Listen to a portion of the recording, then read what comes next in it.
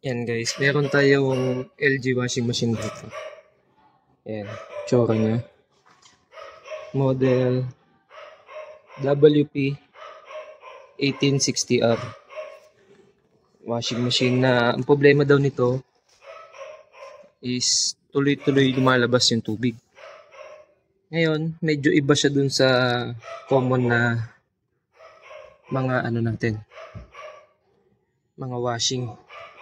Ito kasi may 4 na screw. Ayan, 4 na screw yan dito. Tatanggalin nyo yan 4. Pag natanggal nyo yan, pihit. Kaliwa. Then, ito na yung salarin kung bakit tuloy-tuloy yung tubig. Kahit na siya, lumalabas pa rin yung tubig. Yan yun. Tingnan natin kung makuha sa linis o palit.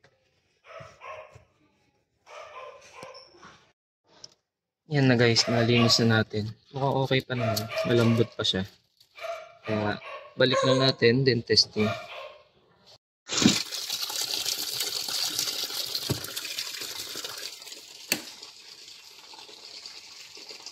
Lumalabas.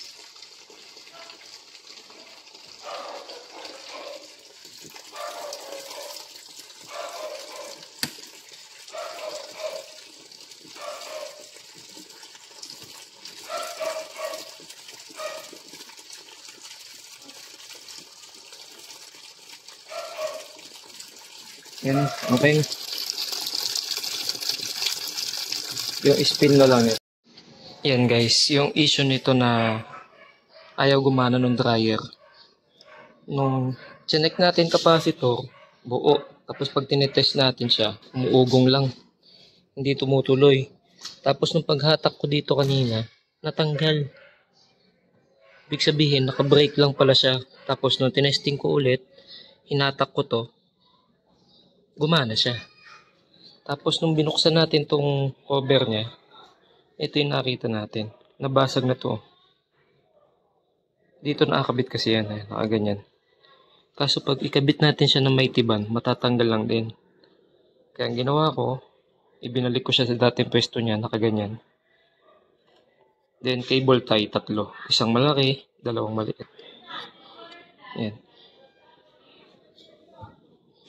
Tapos, testing natin. Yan, mag-testing tayo. Spin mode, paikutin natin.